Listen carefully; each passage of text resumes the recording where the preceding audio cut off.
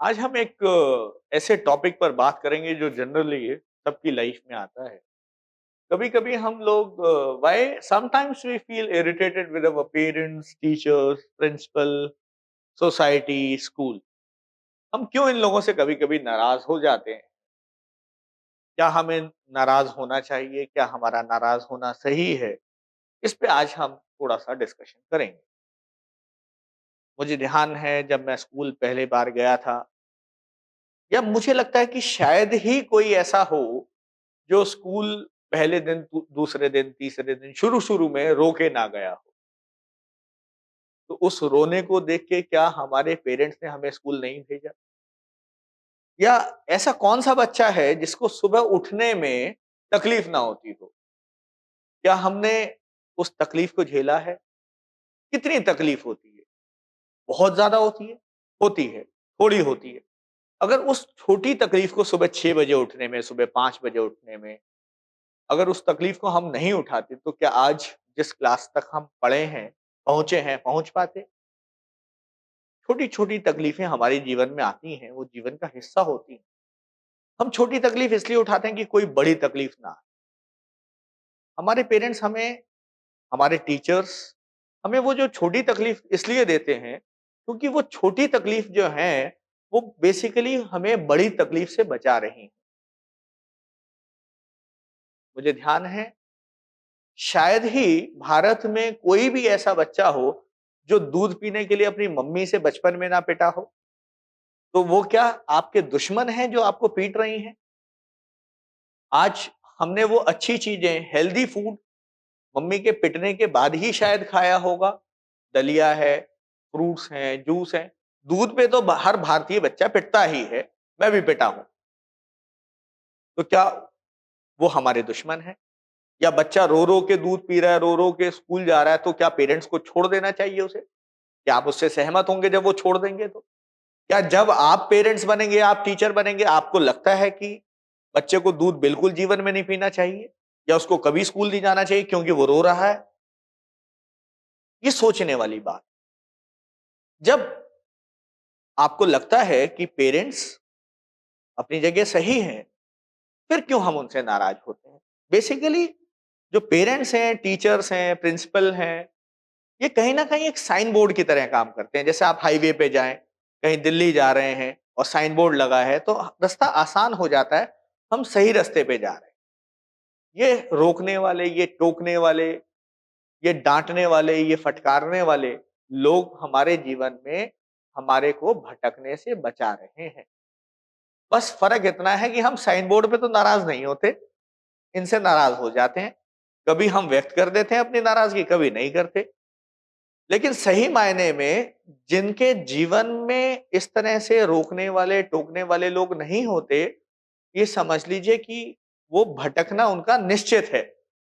क्योंकि जिस तरह से अब आप असम्पशन कीजिए कि सारी सड़कें हों, दिल्ली में, पूरे भारत में, पूरी दुनिया में सड़कें हों, जहाँ साइन बोर्ड ना हो, तो आप हमेशा रास्ता भटकते रहेंगे?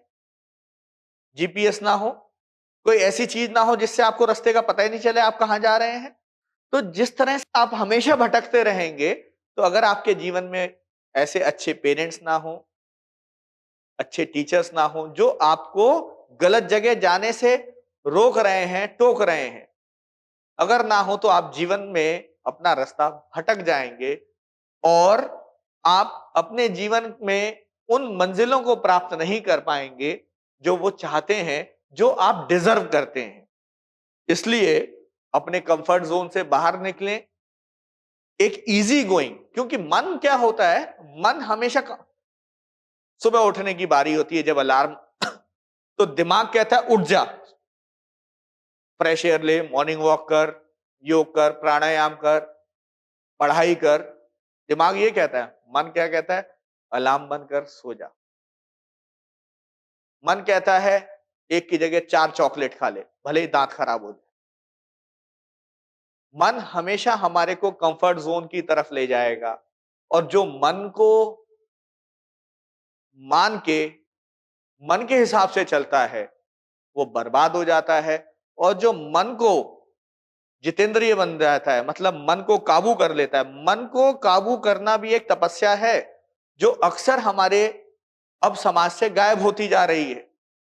लेकिन जिन लोगों ने अपने मन पे काबू किया, वो बहुत तरक्की कर जाते हैं, बहुत टॉप पर पहुंच जाते हैं, सक्सेसफुल हो जाते हैं। तो कृपया करके इस पे विचार जरूर करें, मेरी बातों को एज इट इज ना माने। लेकिन क्या होता है, दो बातें होती हैं। कुछ लोग वो होते हैं जो दूसरों के एक्सपीरियंस से सीखते हैं, वो समझदार होते हैं। कुछ लोग ऐसे होते हैं जो खुद एक्सपीरियंस करते हैं, सीखते हैं और ये देखते हैं कि जो पेरेंट्स और टीचर्स कह रहे हैं वो सही था। लेकिन मान लीजिए टीचर्स ने कहा आपसे 12th में पढ़ाई कर लीजिए, अगर अच्छे नंबर आएंगे, अच्छे से पढ़ाई करेंगे, अच्छी फाउंडेशन हो जाएगी, अच्छे कॉलेज में जाएंगे, अच्छा कैरियर बन जाएगा। मान लीजिए आपने बात उनकी नहीं मानी, तो क्या आपको फिर से दोबारा 12th करने का मौका मिलेगा? फिर से दोबारा एक अच्छे कॉलेज का मौका नहीं मिलेगा? नहीं मिलेगा। क्यों? क्योंकि समय दोबारा चांस नहीं देता।